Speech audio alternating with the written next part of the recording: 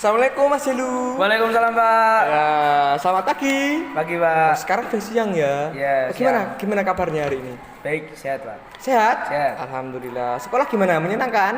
Lumayan tidak. Oh, tidak menyenangkan. Ya capek Pak habis olahraga. Oh, habis olahraga capek. Oke.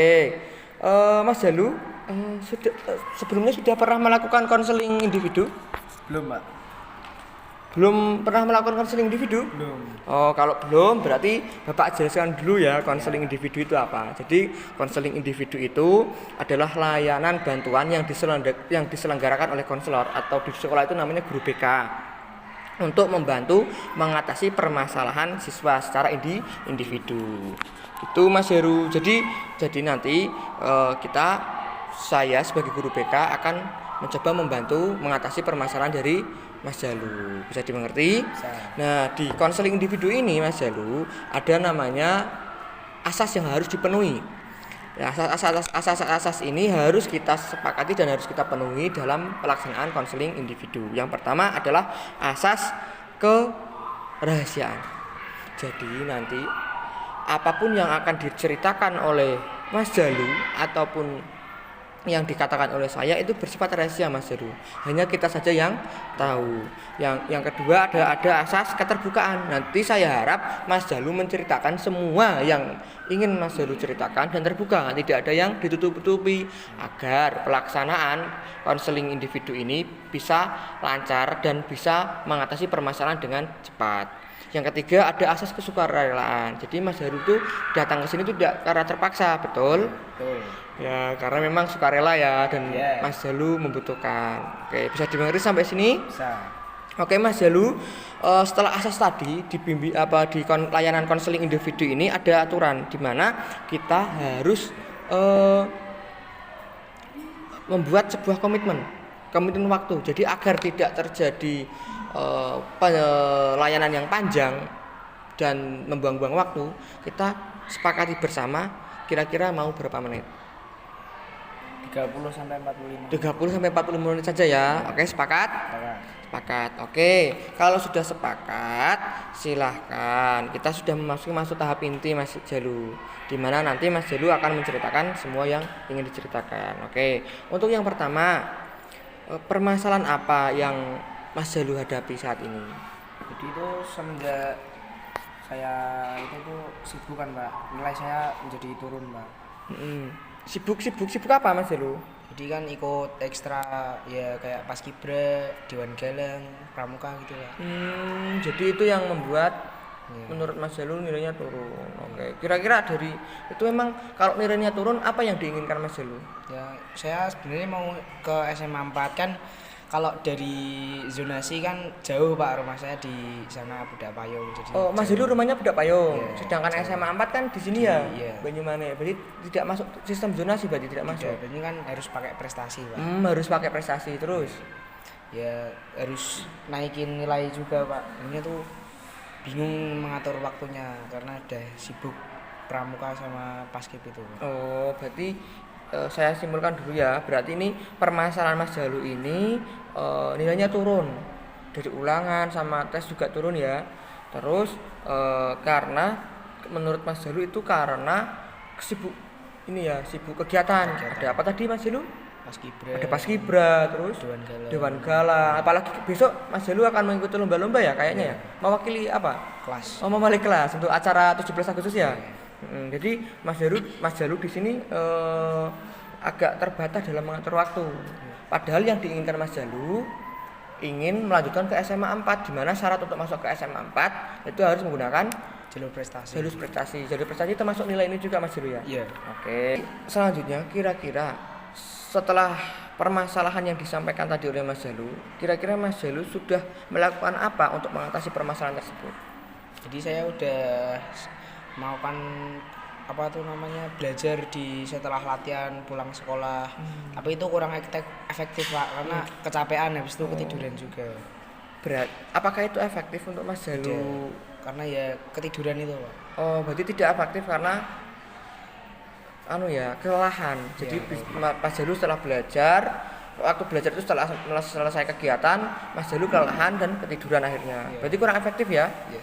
Oke, kira-kira kalau tidak efektif, kira-kira rencana apa lagi yang menurut Mas Jalu akan dilakukan untuk mengatasi tidak bisa mengatur waktu belajar ini? Ya mungkin belajar saat itu Pak, sela-sela waktu yang kosong dimanfaatkan buat belajar, habis itu waktu liburan gitu. Berarti Mas Jalu punya rencana lain selain tadi ya, belajar setelah kegiatan. Mas Jalu punya kegiatan yang pertama Di belajar di saat sela-sela kosong, maksudnya ketika di sela-sela kegiatan.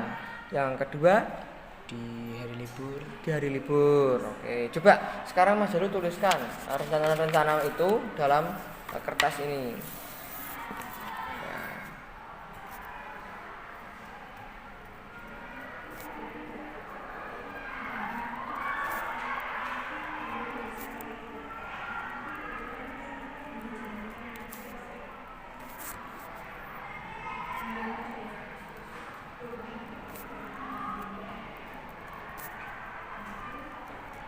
Udah. Oke, coba saya lihat dulu. Oke, tadi belajar di waktu-waktu yang kosong, di sela-sela kegiatan ya, sama belajar di hari libur. Saat liburan. Oh,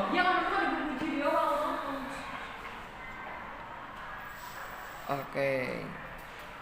Untuk yang pertama belajar di waktu yang sela-sela kosong, memang kegiatan dari Mas Jalu ini full ya, Lumayan Pak. seminggu full. Ya kalau buat itu latihan upacara tuh seminggu full. Setiap hari apa kira-kira? Kita lihat dari hari Senin apa yang Mas Jalu Kalau di Senin kan setiap pulang sekolah sekitar jam 3. Setelah itu istirahat dulu sekitar 30 menit buat sholat asar sama mungkin ya itu ngerjain tugas-tugas yang belum itu selesai. Habis itu kegiatan tuh mulai dari setengah 4 sampai jam 5 sore. Jam 4 sampai jam 5 sore berarti full kegiatan ya dari Senin. Selasa juga sama. Selasa Paskibra ya. Selasa Dewan Galang. Oh, Selasa Dewan Yang Galang. Paskibra Senin. Senin Paskibra, Selasa Dewan Galang. Kalau Rabu? Rabu kosong Pak. Rabu kosong. Kalau Kamis? Kamis juga kosong. Kamis juga kosong. Ya. Jumat Sabtu?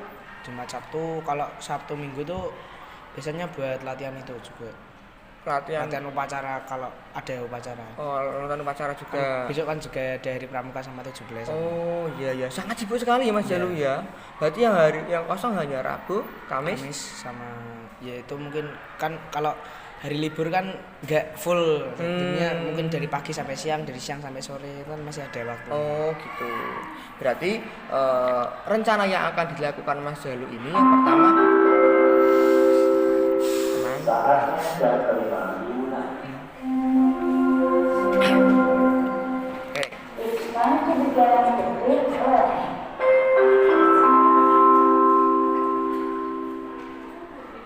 Oke. Berarti rencana yang akan dilakukan Mas Jalu yang pertama ini belajar di waktu di di sela-sela sela-sela kegiatan, waktu yang kosong. Itu berarti pada saat kapan? ya sela-sela istirahat itu Pak. Selasa Saat istirahat. pulang sekolah sama ekskul di antara itu. Di antara ketika setelah pulang sekolah kan ada ekskul, ada Iya. ada waktu senggang ini. Iya. Berarti akan belajar di situ. Oke, yang kedua belajar di libur. Berarti setelah tidak ada kegiatan seperti hari apa tadi? Ya, Sabtu Minggu, Sabtu, Rabu, Minggu, Rabu, Kamis itu digunakan dimaksimalkan untuk belajar. Oke, berarti prioritas pertama ini adalah belajar ya. Iya. Untuk kegiatan memang kegiatan-kegiatan yang lain itu penting untuk melatih dan menambah wawasan diri pada Mas Jalu. Tapi memang karena tujuan awal dari Mas Jalu ini masuk ke SMA 4 dan SMA 4 itu memerlukan nilai atau prestasi yang tinggi, maka untuk tujuan awal maka Mas Jalu harus belajar dan melakukan pembelajaran itu rencananya yang pertama di sela-sela waktu yang kosong atau di sela-sela kegiatan dan belajar di hari libur. Oke. Kira-kira Mas Jalu kapan akan melaksanakan kedua rencana ini? Ya, mungkin mulai dari besok Pak. Besok hari Rabu ya? Ya. Berarti akan mulai Pas. belajar hari Rabu ya, dimaksimalkan ya? Ya. Oke, tugas-tugas juga dikerjakan ya. Jangan sampai ketika melakukan kegiatan tugas-tugas terlupakan malah jadi tanggungan. Nah, untuk belajar di sela-sela waktu kosong kira-kira Mas Jalu akan melakukan kapan? Setelah ini Pak, kan nanti pulang sekolah langsung latihan juga. Oh, berarti Ada. berarti belajar di waktu sela-sela kosong berarti hari ini akan dilaksanakan. Oke. Oke. Seperti itu berarti kita sudah membuat rencana dan Mas Jalu akan melaksanakan rencana itu setelah kegiatan ini. Mungkin nanti besok dan seterusnya kita berarti sudah berada di akhir konseling individu. Nah, sebagai penutup saya akan membuat kesimpulan Mas Jalu. Jadi dari seluruh cerita yang tadi Mas Jalu sampaikan, itu Mas Jalu tidak bisa mengatur waktu belajar, nilainya turun karena tidak bisa mengatur waktu belajar.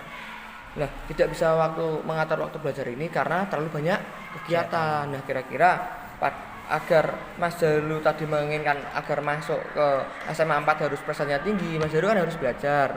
Nah, kira-kira bagaimana cara mengatur belajar? Nah, tadi Mas Jalu sudah melakukan cara penanganan agar mengatur waktu belajar agar bisa belajar, yaitu belajar setelah waktu setelah yang pulang tadi sekolah. awal setelah pulang sekolah. Namun gagal, tidak efektif karena Mas Jalu sudah terlalu lelah, capek kegiatan. Nah, lalu di sini kita sudah punya rencana dan Mas Jalu akan melaksanakan rencana ini untuk mengatasi permasalahan belajar tadi dengan cara satu, belajar di waktu-waktu yang kosong, dan dua, belajar di hari libur.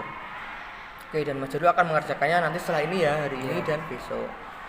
Dan Bapak harap semoga pelaksanaan rencana yang sudah ditulis oleh Mas Jalu ini tidak hanya berlangsung sekali dua kali, tapi secara terus menerus berangsur-angsur sampai minggu depan. Bisa disepakati ya Mas Jalu? Oke. Jadi setelah kegiatan ini dalam jarak satu minggu ke depan, Bapak akan menjaga dan memonitoring kegiatan Mas Jalu. Kira-kira kedua rencana ini sudah dilaksanakan dengan baik apa belum? Lalu jika Mas Jalu mengalami kesusahan atau beberapa ada yang menjanggal, jangan sungkan-sungkan untuk bercerita kepada Pak Fajar. Bisa dimengerti ya? Bisa. Oke. Karena ini sudah selesai, silahkan Mas Jalu. Kira-kira perasaan Mas Jalu setelah melaksanakan layanan konseling individu ini bagaimana? Ya, perasaan saya ya sangat senang itu Pak, bisa menemukan solusi tentang gimana mengatur waktu saat mau belajar. Oke, semoga bisa terselesaikan ya permasalahannya ya Mas Jalu. Oke. Karena layanan konseling individu ini tidak hanya berhenti satu kali, berarti minggu depan di hari yang sama dan jam yang sama kita akan bertemu lagi untuk mengevaluasi apakah pelaksanaan dari layanan konseling individu di hari ini berhasil apa tidak. Nanti termasuk saya juga akan memaparkan hasil monitoring saya atas pelaksanaan rencana yang sudah dibuat Mas Jalu. Bisa dipahami? Bisa. Oke, kalau seperti itu pelayanan konseling individu sudah selesai. Saya harap Mas Jalu bisa melaksanakan rencana yang sudah ditulis dan bisa memaksimal mungkin belajar agar permasalahan nilai yang rendah itu bisa teratasi dengan cepat. Semoga ya Mas Jalu. Ya. Oke, kalau begitu saya akhiri konseling individu ini dengan bacaan hamdalah. Alhamdulillah. Oke. Silahkan Mas Jalu bisa melaksanakan kegiatan selanjutnya. Terima kasih Mas Jalu atas kedatangannya. Terima kasih atas kesukarelaannya datang kemari. Semoga permasalahan Mas Jalu bisa terselesaikan dengan baik. Oke, begitu Mas Jalu. Mas Jalu, terima kasih atas kegiatannya. Saya harap bisa selesai masalahnya. Mas Jalu bisa menjalankan rencana-rencananya, Mas Jalu bisa mendapat nilai yang bagus dan Mas Jalu bisa diterima di SMA Negeri 4 yang Mas Jalu inginkan. Amin. Oke, gitu saja Mas Jalu. Silahkan bisa kembali ke kegiatan selanjutnya. Jangan lupa apa? Assalamualaikum. Besok kita bertemu. Oh iya. bertemu lagi. Bertemu lagi di minggu yang sama dan yang Iya, sama. Di hari yang sama dan minggu yang sama. Minggu depan ya. Iya. Terima kasih. Silakan Mas Heru. Waalaikumsalam warahmatullahi wabarakatuh.